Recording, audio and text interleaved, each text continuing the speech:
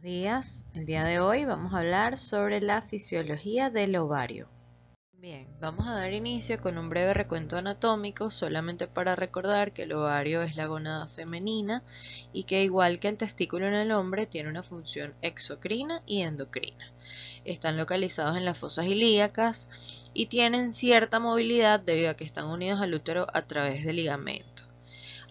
Por el hilio ovárico es donde entran los vasos sanguíneos y los nervios que llegan al ovario, y principalmente deben recordar que estos ovarios están irrigados por la arteria ovárica, que es rama de la aorta, y la rama ovárica de la arteria uterina. En cuanto a los aspectos histológicos del ovario, si nos vamos a detener un momento porque es importante que recuerden que este está formado por una capa de células cuboidales, que son las células germinales que rodean al ovario.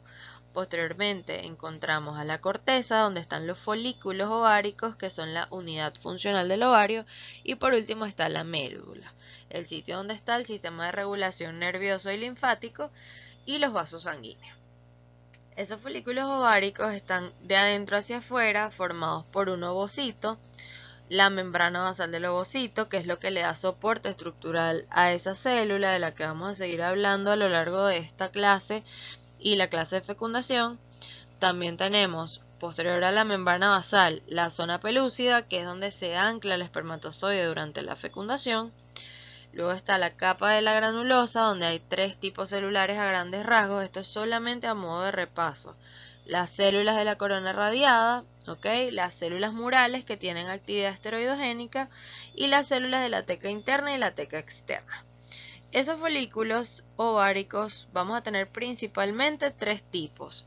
El primero es el folículo primordial, que son estos: los folículos más pequeños e inmaduros, que los encontramos solamente en etapas de gestación. Posteriormente encontramos los folículos primarios, que es donde la capa de las células que rodean a los ovocitos dejan de ser planas y se vuelven cuboides. Y el folículo secundario, que es donde la capa de células que rodea el ovocito se hace aún más grande, formando la capa de células de la granulosa, y que a medida que ese folículo va creciendo, aparecen espacios que confluyen para formar el antro folicular en el folículo maduro, o folículo de Graf, donde el ovocito está a uno de los lados de ese antro, folicular, y está unido al resto de las células de la granulosa por el cúmulo óforo. Igual que en el testículo, en el aparato reproductor femenino también existe la GnRH, Recordemos que esta pasa desde el hipotálamo hacia la adenohipófisis a través del sistema portal, y es en la adenohipófisis donde están las células gonadotróficas que van a producir la FSH y la LH. Esto ya lo hablamos, La principal función de la FSH en la mujer es estimular el crecimiento de los folículos, y de la LH es el mantenimiento del cuerpo lúteo. Ambas hormonas deben tener muy presentes que se producen constantemente durante todo el ciclo menstrual, pero cada una de ellas tiene funciones diferentes en estas etapas del ciclo. La FSH, su función principal es actuar sobre las células de la granulosa para estimular la producción de estrógeno, y además esta actividad la hace principalmente en la primera etapa del ciclo. Esta hormona hace que un grupo de folículos sean reclutados para que uno de ellos domine sobre el resto y comience a crecer para que finalmente sea ovulado. Esa FSH hace que el folículo secundario comience a aumentar la cantidad de células de la granulosa que producen estradiol, o estrógenos. Esto va aumentando a medida que se avanza en el ciclo, porque hay más células de la granulosa y por lo tanto más estradiol. Este estradiol también va a tener un efecto en las células endometriales, haciéndolas multiplicar su número y haciéndolas alcanzar un tamaño adecuado para que ocurra la ovulación. Esto lo vamos a ver más adelante, Pero solamente para que tengan presente que esto va de la mano, el ciclo ovárico y el ciclo endometrial, Entonces vamos a tener además que cuando ocurre la mitad del ciclo, cuando llegamos a la mitad del ciclo, estos folículos se rompen y se da la ovulación debido a picos de FSH y LH. Posteriormente, ese folículo roto se convierte en el cuerpo lúteo y en esta etapa se da una retroalimentación negativa entre el estradiol y la FSH. A medida que aumentan las concentraciones de estradiol, disminuyen las de FSH, pero cuando ocurre la ovulación hay una retroalimentación positiva, o sea, todo lo contrario, entre más estradiol hay, van a conllevar a altas concentraciones de FSH, ¿ok? O sea que se va a producir un pico de FSH. En ese cuerpo lúteo se va a seguir produciendo estradiol y progesterona y ellas van a actuar sobre el endometrio, transformándolo en un endometrio proliferativo o un endometrio secretor, preparándose así para la implantación de el producto de la concepción en caso tal de que esto ocurriese, ¿ok? El cuerpo lúteo se mantiene por 14 días siempre que no haya producción de gonadotropina coriónica humana, que es la hormona del embarazo, ¿ok? Si no hay beta-HCG, que es la gonadotropina coriónica humana, el cuerpo lúteo degenera y esto hace que no se produzca estradiol ni progesterona y cuando estos caen se produce la menstruación. Esto se los estoy dando como una abreboca, como les dije, para que desde ya tengan presente que hay una relación estrecha entre este eje y el ciclo que ocurre en el ovario y en el endometrio, ¿ok? Ahora, en el caso de la LH, ella actúa principalmente sobre las células de la teca para la producción de andrógenos, ¿ok? Pero este ciclo menstrual, no solo deben recordar sobre la LH que ella actúa sobre las células de la teca, donde aumenta la biosíntesis de progesterona y andrógenos, sino que esos andrógenos van a pasar a las células de la granulosa, las que van a convertir andrógenos en estrógenos, ¿ok? Otra cosa que quiero llamar su atención es sobre esta línea punteada que ven acá, sobre la LH, y es porque las células de la granulosa también tienen receptores para LH. ¿Okay? La FSH se une a receptores en las células de la granulosa para aumentar la producción de las enzimas esteroidogénicas y además de activinas y de inhibinas, que solamente van a actuar a nivel de la hipófisis anterior. ¿Okay? Las inhibinas van a inhibir la producción de las hormonas gonadotrópicas, mientras que las activinas van a estimular su producción.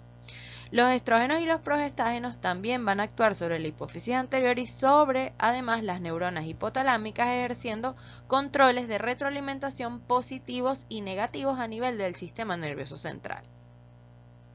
Vamos a hablar un poco sobre el ciclo menstrual, que es lo que vamos a conocer como la serie de cambios que experimenta el cuerpo de la mujer mensualmente en preparación para la posibilidad de un embarazo.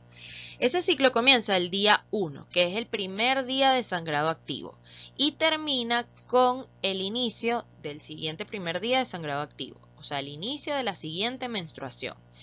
Ese ciclo tiene un rango normal de 28 días más o menos 7, o sea, de entre 21 y 35 días. Cualquier duración por fuera de ese rango consideraríamos que es un ciclo menstrual de duración patológica, ¿ok? Este ciclo menstrual tiene unas fases: la fase folicular, la ovulatoria, la luteínica y la fase menstrual. La primera, que es esa fase folicular, empieza con una FSH aumentada, ¿ok? Como podemos observar aquí. La FSH prevalece sobre los niveles de LH. Esa FSH está aumentada debido a la deprivación hormonal de estradiol y progesterona que se produce por la degeneración súbita del cuerpo lúteo, ¿ok? Lo que hace que aumente justo antes del inicio de la menstruación. Es importante que recuerden esto, que lo comentamos en la diapositiva anterior. Esa FSH empieza a reclutar folículos, ¿ok? Esos folículos empiezan a producir estradiol porque hay más células de la granulosa y estas células van a comenzar también a producir inhibinas. Al final de la fase folicular caen los niveles de FSH debido a la presencia de la inhibina, que es un freno para la producción de FSH, ¿ok? Inclusive en esta fase vemos que los niveles de FSH son menores que los niveles de hormona luteinizante. En la fase de transición folículo-luteínica o la fase ovulatoria ocurre un fenómeno diferente, que es una retroalimentación positiva desencadenada por el pico o los altos niveles de estrógeno que está manejando el ovario. Esto es porque en el hipotálamo Para que la GnRH pueda actuar en las células gonadotrópicas tienen que haber receptores. Estos son receptores de membrana, porque esta hormona es una proteína. Pero no todos los receptores de GnRH los tiene la célula expuestos en la membrana. Hay algunos que están interiorizados en el citoplasma, que evidentemente no van a ser estimulados por la hormona hasta que estos sean ubicados en la membrana plasmática. Entonces, cuando los niveles de estradiol se mantienen elevados por más de 24 horas, esos receptores citoplasmáticos se exteriorizan, por lo que la GnRH tiene muchos más receptores a los que se puede unir, produciendo un feedback positivo, por lo que la misma cantidad de GnRH estimula ahora más receptores y entonces se produce más FSH y más LH. Como pueden ver aquí, esos picos de FSH y LH son lo que van a desencadenar la ovulación a nivel del ovario, ¿ok? Además de que se produce pico de FSH, que es de lo que estamos hablando primordialmente, quiero que presten atención al pico de LH. Entonces, esa estimulación de LH hace que las células de la granulosa comiencen a luteinizarse, por lo que tienen capacidad de secretar progesterona. Entonces, justo antes de que se dé la ovulación, ya se está produciendo progesterona, pero en cantidades muy pequeñas, que es esta línea morada que vemos acá. ¿Ok? En la fase luteínica es donde se produce la mayor cantidad de progesterona. También se produce estradiol de manera constante, pero hay una producción de inhibina A, que a diferencia de la fase folicular, donde la inhibina principal que se produce es la inhibina B. Tanto el estradiol como la progesterona y la inhibina van a frenar a la FSH, en el caso de progesterona y estradiol, la FSH, y la inhibina principalmente a la LH. Y la última fase de este ciclo menstrual es la fase menstrual.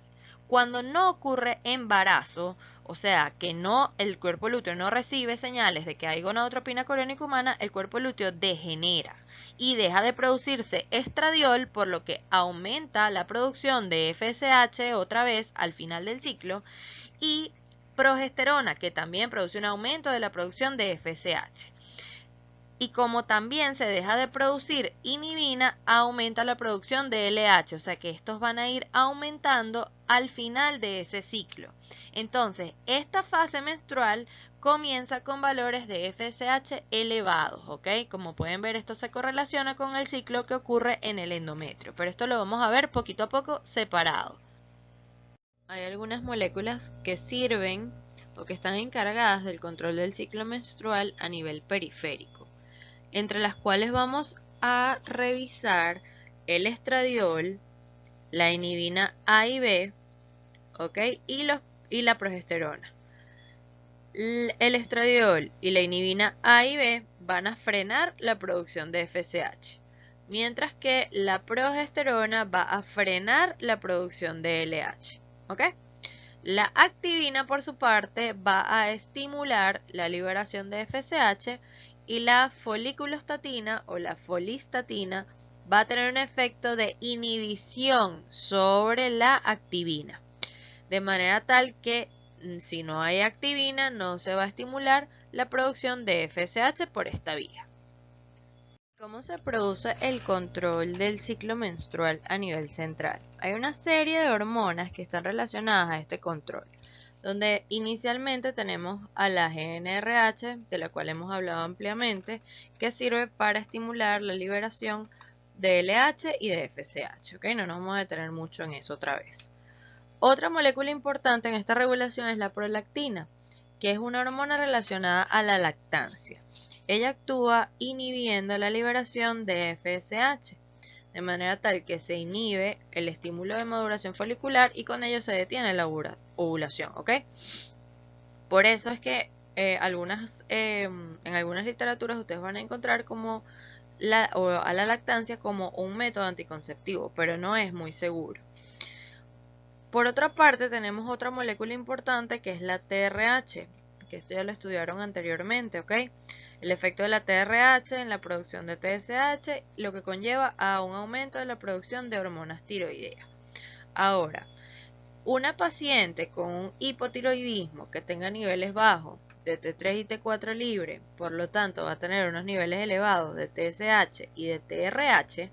En este escenario donde la TRH se encuentre elevada por encima de su valor normal, ella va a estimular a la prolactina o va a favorecer un aumento en la producción de prolactina, lo que va a tener la misma consecuencia, una inhibición de la liberación de FSH y por tanto una inhibición de la ovulación.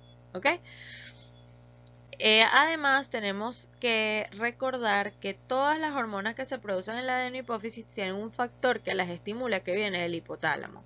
Para la prolactina, lo que se produce es un factor inhibidor, que es el factor inhibidor de la prolactina, que muchas literaturas citan o creen, o sí, se citan estas literaturas que este factor inhibidor es la dopamina, la cual frena la producción de prolactina. Y por lo tanto, en pacientes donde haya una ausencia de dopamina, habrá un aumento en la producción de prolactina y de esta manera se desencadenará todo el efecto que ya describimos sobre la actividad de la prolactina sobre la FSH. Ahora debemos hablar también sobre la noradrenalina, ¿ok? Que ha sido estudiada más en animales que en el humano. Pero en estos animales se ha encontrado que cuando hay un aumento en las concentraciones de noradrenalina, se estimula la liberación de GnRH, lo que tiene un efecto positivo sobre la liberación de la FSH y la LH. ¿Ok? Mientras que los opioides tienen un efecto negativo sobre la liberación de la GnRH, de manera tal que disminuye la producción de la LH y FSH. Las hormonas que se producen en el ovario van a impulsar los cambios morfológicos y funcionales del endometrio a lo largo del ciclo menstrual. Es el estradiol y la progesterona los que controlan el crecimiento y la degradación mensual y cíclica del endometrio. Ese ciclo endometrial, que es el primero que vamos a hablar, va a tener tres fases: la menstrual, la proliferativa y la secretora. La fase menstrual ocurre si el ovocito no se fecunda y no se produce embarazo en el ciclo previo. Una disminución brusca en la secreción de estrógeno y progesterona señala la muerte o la degeneración, mejor dicho, del cuerpo lúteo. Cuando cesa el soporte hormonal del endometrio, degenera el componente vascular y glandular del mismo, el tejido se degrada y aparece el sangrado menstrual. Este momento de inicio de sangrado menstrual es el día 1 del ciclo menstrual. Luego ocurre la fase proliferativa, donde el endometrio se restaura aproximadamente al quinto día del ciclo después de la menstruación debido a la proliferación de las células del estroma basal en la superficie del útero, ¿ok? Así como la proliferación de las células del epitelio en otras partes del útero. El estroma da origen al tejido conectivo del endometrio y el aumento de la actividad mitótica epitelial, estromal y glandular se mantiene durante toda la fase folicular del ciclo hasta más o menos 3 días después de la ovulación. ¿Ok? La proliferación y la diferenciación del endometrio está estimulada por los estrógenos que se secretan por los folículos en desarrollo. Las concentraciones de estrógeno aumentan precozmente en la fase folicular y alcanza el pico justo antes de la ovulación. Entonces el estradiol actúa estimulando la síntesis de factores de crecimiento a nivel endometrial. Luego de esa fase proliferativa viene la secretora, ¿ok? Donde la progesterona estimula a los componentes glandulares del endometrio y de este modo se inducen cambios secretores en el mismo. Las células del epitelio muestran un incremento en su actividad secretora. Este aumento de actividad sintética ocurre antes de que llegue y se implante el blastocisto. Esa fase secretora tiene una fase precoz donde hay el desarrollo de un entramado de túbulos, ¿ok? Que son el sistema de canales nucleolares de la célula epitelial endometrial, y esa capacidad secretora en el interior del nucleolo de las células endometriales o de las glándulas endometriales aumenta entre la fase secretora intermedia y tardía. La vascularización del endometrio va aumentando, al igual que el contenido de glucógeno y el grosor de ese endometrio. A lo largo de toda la fase secretora, las glándulas se llenan de secreciones dejando de ser rectas y convirtiéndose en tortuosas. Alcanzan la actividad secretora máxima alrededor del día 20 del ciclo menstrual, ¿ok? Pero esos cambios endometriales no están solamente en las glándulas, sino que también ocurren en las células del estroma. Empezando más o menos 9 días después de la ovulación, las células estromales que rodean a las arterias espirales del útero van aumentando de tamaño y aumentan la cantidad de retículo endoplásmico rugoso. Eso es lo que se conoce como predesidualización, ¿ok? Bajo la influencia de la progesterona, en esta fase vayan chequeando o vayan relacionando con las fases del ciclo ovárico que vamos a ver ahorita más adelante, las células del estroma se vuelven redondas, convirtiéndose en células deciduales, formando la matriz extracelular. Numerosos focos de células deciduales se extienden en la capa superior del endometrio para formar la zona compacta, ¿ok? Esa propagación es tan extensa que las células glandulares de la zona compacta se vuelven muy discretas y se acumulan células inflamatorias alrededor de las glándulas y vasos sanguíneos, lo que produce un edema en la zona intermedia del endometrio que diferencia la zona compacta de la zona esponjosa que se encuentra subyacente, donde en esta zona esponjosa las glándulas endometriales adquieren más notoriedad. La zona compacta y la zona esponjosa en conjunto van a conformar la capa funcional del endometrio. Esa capa funcional es donde prolifera o es la capa que prolifera antes del ciclo endometrial menstrual y que más tarde interactúa con el embrión durante el embarazo, ¿ok? La capa más profunda es la zona basal, que queda después del parto o después de la menstruación. Las células de la zona basal son las que proliferan al principio del siguiente ciclo endometrial, ¿ok? Durante la fase lútea y la fase tardía del ciclo menstrual, inmediatamente antes de que ocurra la siguiente menstruación, el estrógeno y la progesterona disminuye, que es lo que hablamos al inicio, y ese descenso de las concentraciones de esteroides ováricos produce una muerte de los 2/3 más o menos superiores del endometrio. En ese periodo las arterias sufren espasmos y relajaciones rítmicas y es en lo que a veces van a encontrar en algunas literaturas como la fase isquémica, ¿ok? Conforme las células van muriendo, liberan hidrolasas, ¿ok? Que condicionan a la degradación adicional del endometrio. ¿Sí? Entonces, todo esto o esta necrosis de las células vasculares conduce a la aparición de hemorragia, que fue lo que hablamos inicialmente como el inicio de la fase menstrual. El ciclo ovárico, por su parte, va a tener dos fases, la folicular y la lútea.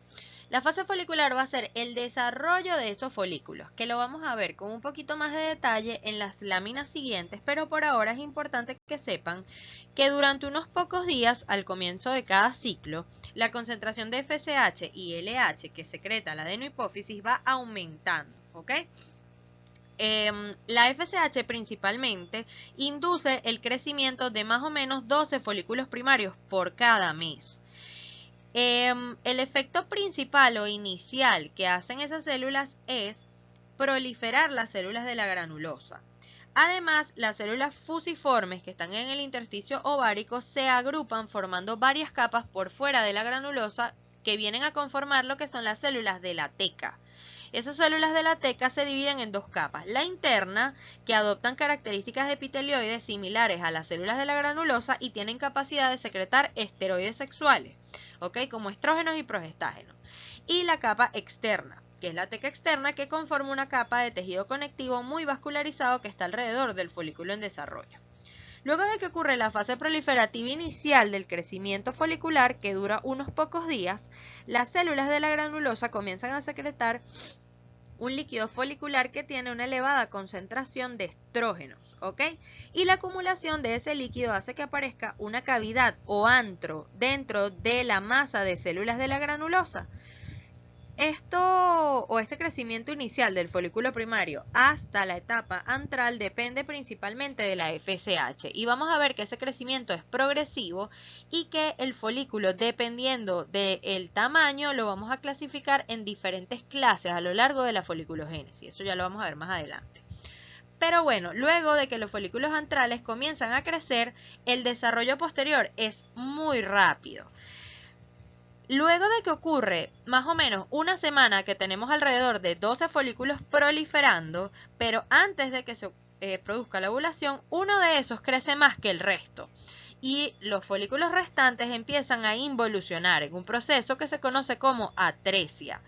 Y este proceso es importante porque condiciona a que uno solo de los folículos crezca lo suficiente para ovular, con lo que se suele evitar que se desarrolle más de un feto por cada embarazo. Luego de esto ocurre la ovulación, que en una mujer con un ciclo sexual normal de 28 días se produce al día 14 después del comienzo de la menstruación. Después de que ocurre la ovulación, la pared externa del folículo, se hincha y produce la liberación del folículo, con todo el líquido folicular hacia afuera, Durante las primeras horas y luego de que se expulsa el óvulo del folículo, las células de la granulosa y de la teca que quedan se convierten en las células luteínicas, con lo que entramos a la siguiente fase del ciclo ovárico. Ellas crecen en diámetro y se llenan de lípidos, lo que les da un aspecto amarillento. Este proceso se llama luteinización y por eso es que se llama cuerpo amarillo o cuerpo lúteo. Toda la masa de células, tanto de teca como de granulosa, llenas de lípidos, es lo que se conoce como el cuerpo lúteo, Las células de la granulosa del cuerpo lúteo hacen un retículo endoplásmico liso con grandes cantidades de hormonas sexuales femeninas de progesterona y estrógeno durante la fase lútea de este ciclo, pero principalmente producen progesterona. El cuerpo lúteo sigue creciendo, alcanzando un estadio de alrededor de 1.5 centímetros entre 7 y 8 días después de la ovulación. Luego de esto, el cuerpo lúteo comienza a involucionar y termina por perder su función secretora de progesterona, además de su aspecto amarillento, que como dijimos se lo daban las inclusiones lipídicas. Esto sucede más o menos 12 días después de la ovulación y se convierte en el cuerpo blanco o el corpus albicans en las siguientes semanas, Y luego de que se convierte en el corpus albicans, este tejido es sustituido por tejido conectivo y al cabo de algunos meses termina por ser completamente reabsorbido, dando fin o poniendo fin a este ciclo ovárico. En esta imagen vamos a ver cómo se produce la síntesis de estrógenos y la comunicación que existe entre las células de la teca y las células de la granulosa. Muy bien, entonces estas son las células de la teca que están separadas de la granulosa por la membrana basal. Tenemos receptores para LH y receptores para FSH, Los receptores para LH están tanto en las células de la teca como en las células de la granulosa, mientras que los receptores para FSH están exclusivamente en las células de la granulosa. Al unirse la LH con su receptor de membrana, que es una proteína G o es un receptor de membrana asociado a proteína G, esto produce la activación de una adenilciclasa que consigo lleva a los aumentos de los niveles de AMP cíclico, lo que activa la pKa y esta última estimula a dos grupos enzimáticos. Uno es la P450, que está conformado por tres enzimas, un complejo, P450-SCC, y la otra es la P450-17-alfa, que está formada por dos enzimas. Entonces se puede decir que el paso limitante para convertir colesterol en andrógenos pasando por pregnanos es a nivel de estas dos enzimas que están estimuladas por la acción de la LH. Este procesamiento de colesterol hasta los andrógenos se produce en las células de la teca. Esos andrógenos se transportan a través de la lámina basal hacia las células de la granulosa, que tienen, como les acabo de mencionar, receptores para FSH, que también es un receptor acoplado a proteína G, pero activa otra enzima, que es la aromatasa. Esta aromatasa sirve para convertir estos andrógenos en estrógenos, los cuales van a tener múltiples efectos biológicos en el cuerpo de la mujer, como lo vamos a ver en las próximas clases. Durante la esteroidosíntesis primero, o lo primero que se produce, son los progestágenos y los andrógenos, que esto ya lo hablamos en la clase anterior. Recuerden de la diapositiva anterior que antes de que estas dos hormonas, tanto los andrógenos como los progestágenos, puedan salir del ovario, la aromatasa que está en las células de la granulosa los convierte a casi todos, tanto a los andrógenos como a los progestágenos, en estrógeno. Las células de la teca, recuerden que no tienen aromatasa. Ellas no pueden convertir andrógenos en estrógenos, pero esos andrógenos pueden pasar a través de las membranas fuera de la célula de la teca hacia la granulosa para que ésta los convierta en estrógenos. ¿Ok? Recuerden que esta función está estimulada por la FSH. De esta diapositiva, más allá de cuáles son los pasos para la formación de los estrógenos, ¿ok? Quiero que sepan o que se lleven claro qué es lo que tiene que estar presente para que esta síntesis de estrógeno ocurra. Lo primero es que las dos células deben estar íntegras y deben estar funcionando bien. Toda la maquinaria de producción enzimática en estas células debe estar funcionando de manera correcta y fisiológica para que puedan cumplir sus funciones. Y la otra es que los niveles de gonadotrofinas de ambas, tanto de LH como de FSH, deben estar dentro de los rangos de la normalidad. Porque si no, no vamos a tener esta sinergia entre ambas células que acabamos de estudiar, que es necesaria para la producción de estrógenos en la mujer. ¿Ok? Lo otro que quiero que se lleven claro sobre la esteroidogénesis en la mujer, que el estradiol es el estrógeno más potente. Una vez que esos estrógenos se forman en las células de la granulosa, pasan al líquido folicular. Y es desde ese líquido folicular que pasan a la circulación sistémica, donde van a tener sus efectos biológicos. La mujer va a tener principalmente tres tipos de estrógeno. El primero es el estradiol, que es el de mayor actividad biológica y el que predomina durante la vida reproductiva. Tenemos la estrona, que es el más importante durante la menopausia, y el estriol, que es fundamental durante el embarazo y es el estrógeno de menor actividad biológica.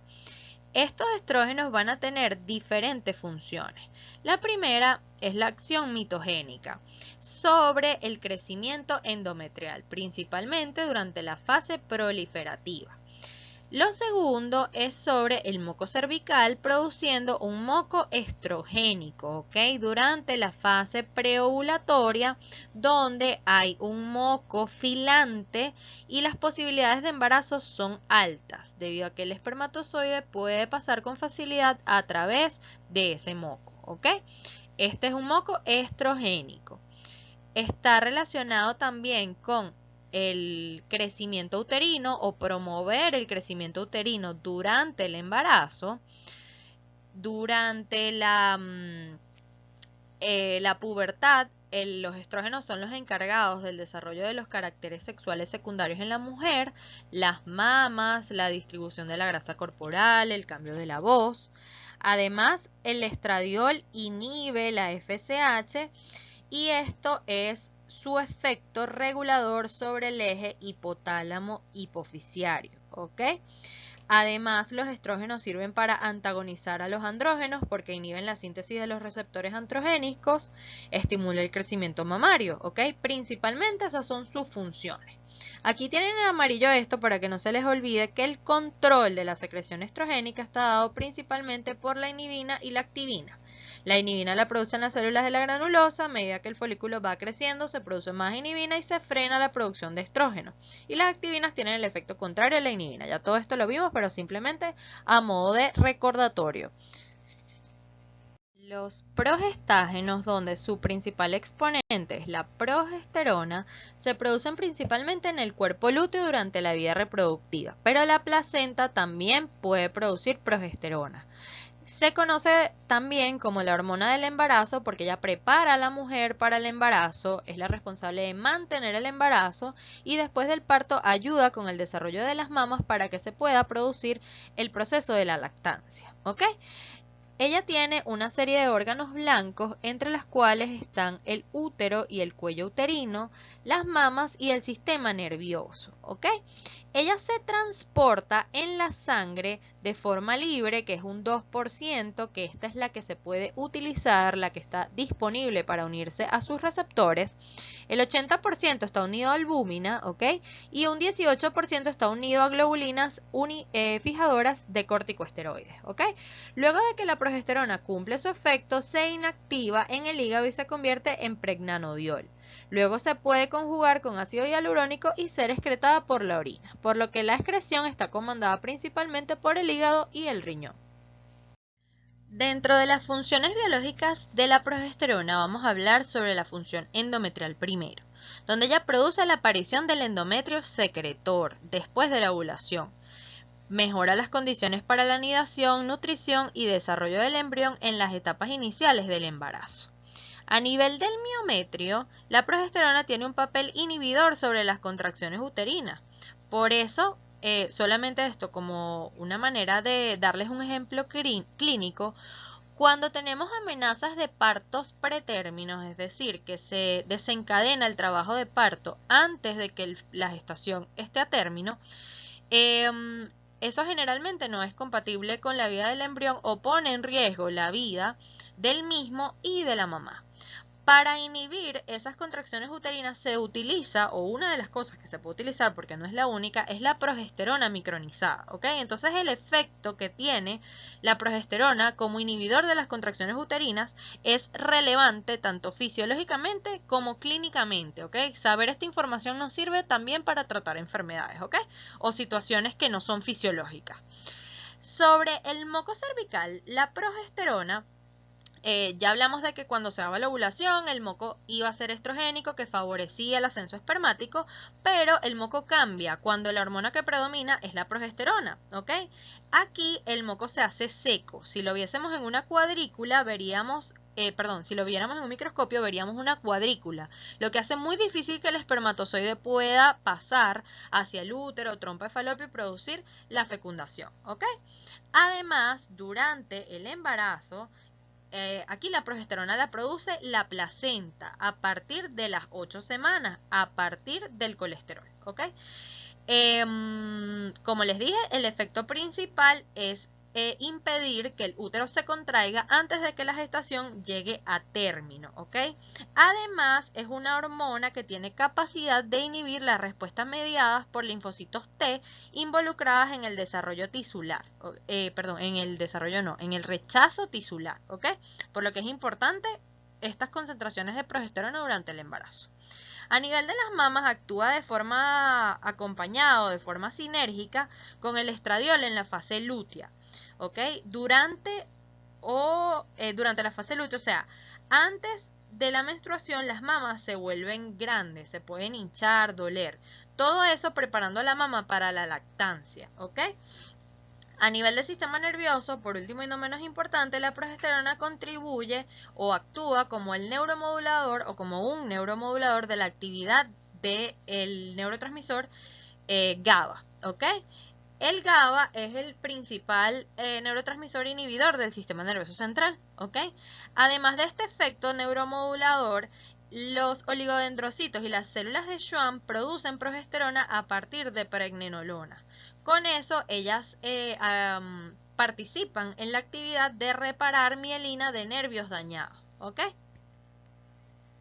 Esta diapositiva sobre los andrógenos se las traigo para que recuerden que la mujer también produce andrógenos.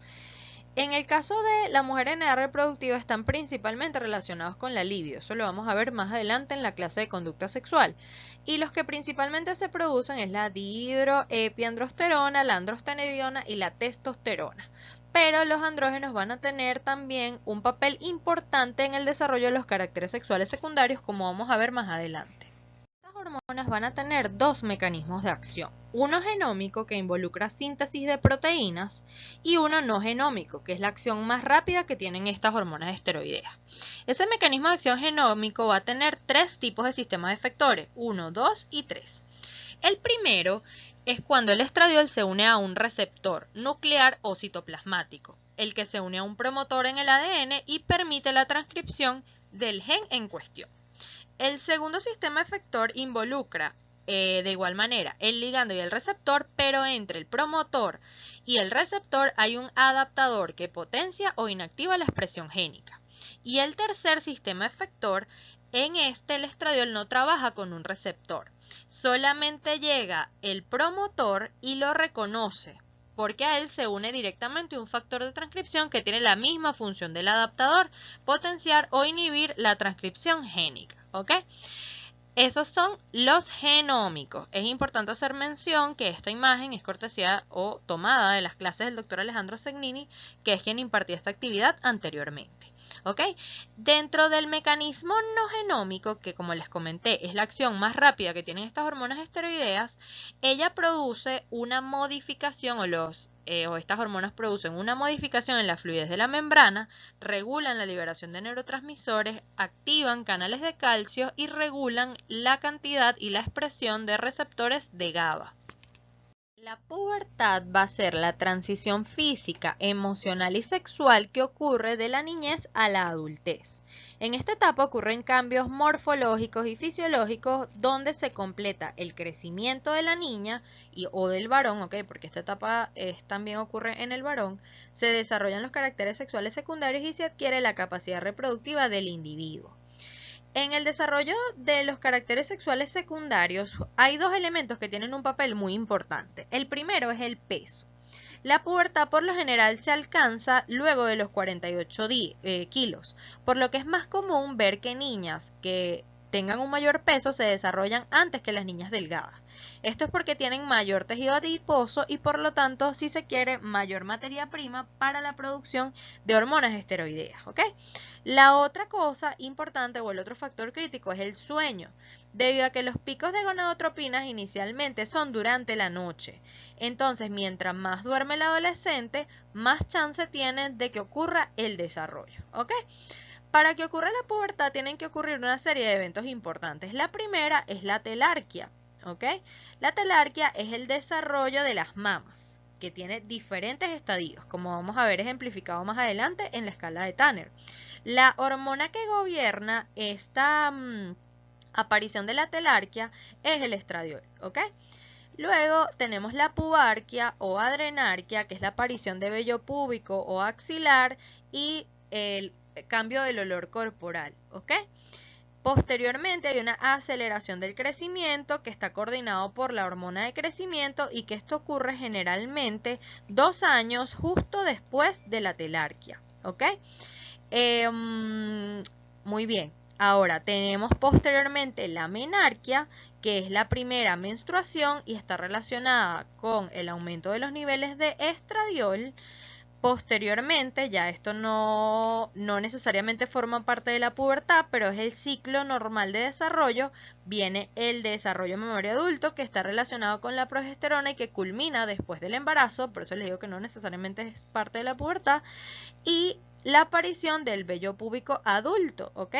Que está regulado principalmente por los andrógenos.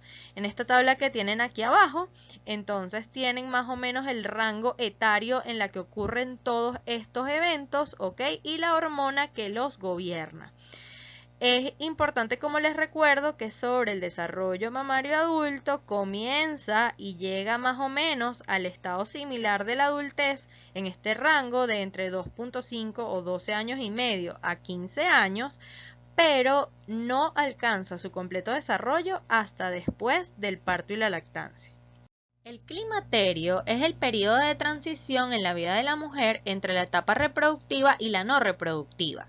Este periodo comienza aproximadamente 5 años antes de la menopausia y puede durar entre 10 y 15 años. Como se han podido dar cuenta, saltamos de la pubertad al climaterio. Y esto es porque el evento central de la etapa reproductiva de la mujer es la gestación y el parto, cosa que es motivo de nuestra próxima clase y por eso no lo vamos a hablar el día de hoy, ¿ok? En el climaterio la función ovárica cíclica cesa, las menstruaciones se hacen irregulares y por lo general no es posible la maternidad. Además, ocurren una serie de cambios fisiológicos o algunos síntomas de climaterio y menopausia que son los que tenemos descritos en esta lámina, que bajo ningún concepto son objetivo de evaluación, pero sí es importante que los vayan conociendo, ¿ok? Una paciente que se presenta con cualquiera de estos síntomas vasomotores, psíquicos o trastornos metabólicos en ese grupo etario donde pudiésemos encontrar el climaterio, nos permite hacer una aproximación diagnóstica a que la paciente está entrando en este periodo, ¿ok? Como les digo, solamente a modo de ejemplo, síntomas vasomotores puede haber sofoco, sudoración, vértigo, parestesia, cefalea, palpitaciones, entre otros. Síntomas psíquicos como nerviosismo, ansiedad, insomnio, falta de atención, depresión. Y trastornos metabólicos como la atrofia cutánea, la sequedad de mucosas, tanto oral como genital, artropatías, dolores musculares o neuralgias. Menopausia es lo que se define fisiológicamente como la insuficiencia ovárica que se produce por la disminución en el número y cantidad de folículos, que va a tener 5 fases. La primera se produce por la disminución de inhibinas y se conoce como fase A.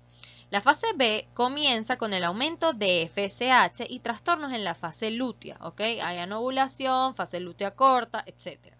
En la fase C hay un aumento del estradiol y de la FSH.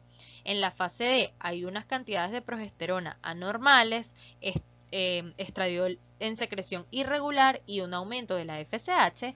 Y en la fase E hay una FSH y una LH elevada en presencia de un estradiol bajo. Todo esto acompañado de amenorrea, o sea, ausencia de menstruación. ¿Ok? Durante la menopausia y los 5 años siguientes a la misma, el ovario tiene solamente un folículo secundario ocasional y uno que otro folículo primario embebido en un estroma grande. La pérdida masiva de los ovocitos a lo largo de la vida fértil de la mujer, desde unos 300.000 más o menos en la pubertad hasta prácticamente ninguno durante la menopausia, es el resultado de la atresia que ocurre durante la vida fértil. La pérdida de esos folículos ováricos funcionales es la principal responsable de la menopausia en las mujeres. Incluso antes del inicio de la misma se producen una serie de cambios significativos, que es lo que acabamos de describir en el climaterio. Cuando comparamos a la mujer menopáusica con una mujer más joven, estas tienen una menor producción de estradiol y una menor función lútea durante los ciclos menstruales.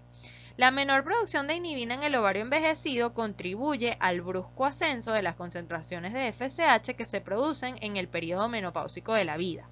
Es importante que sepan que durante la menopausia las concentraciones de estradiol por lo general son de menos de 30 picogramos por ml y las de progesterona suelen ser menores a 1 nanogramo por ml en el plasma. Como la producción de estrógenos, progesterona e inhibina desde el ovario disminuye a valores muy bajos durante la menopausia, la retroalimentación negativa sobre el eje hipotálamo, hipófisis, ovario se vuelve mínima. Esto tiene como resultado que la FSH y la LH superan los niveles que se pueden alcanzar en los picos de la mitad de ciclo de una mujer premenopáusica, ¿ok? Este es un intento que hace el cuerpo para estimular el desarrollo folicular y la producción de esteroides sexuales femeninos sin éxito, ¿ok? La hipófisis anterior continúa secretando FSH y LH en pulsos durante la menopausia y esto se cree que está relacionado con la liberación cíclica de GnRH desde el hipotálamo. Es importante que sepan que en un embrión femenino las gonadotropinas inicialmente están altas, ¿ok? Posteriormente comienza a haber una cierta producción de estrógenos por la placenta, lo que lleva a una disminución de la gonadotropina en el embrión. Una vez que ocurre el parto, todavía hay una cantidad de estrógenos en la sangre de este bebé que son provenientes de la madre. Esos estrógenos empiezan a agotarse y las gonadotropinas comienzan a subir a las semanas de vida posparto y eso se mantiene más o menos hasta los 4 años. Cuando comienzan a bajar los niveles de gonadotropinas y estrógenos, que es lo que se conoce como pausa del eje. La causa de esta disminución hasta la actualidad no se conoce. Luego de esto viene la pubertad, ¿ok? Donde comienzan a aparecer de forma nocturna los picos de FSH y de LH y estradiol. Y entonces ese eje comienza a despertar. Normalmente esos ciclos pueden ser irregulares hasta 1 o 2 años posterior a la menstruación. Luego de este tiempo ya no pudiésemos considerar normal un ciclo menstrual irregular porque el eje ya debería haber madurado. y se produce una aparición cíclica de ciclos menstruales hasta aproximadamente los 40 años, después de lo cual aparece la menopausia cuando comienzan francamente a disminuir los niveles de estrógenos, ¿ok? Con eso damos por concluidas la primera parte de estas actividades sobre el aparato reproductor femenino.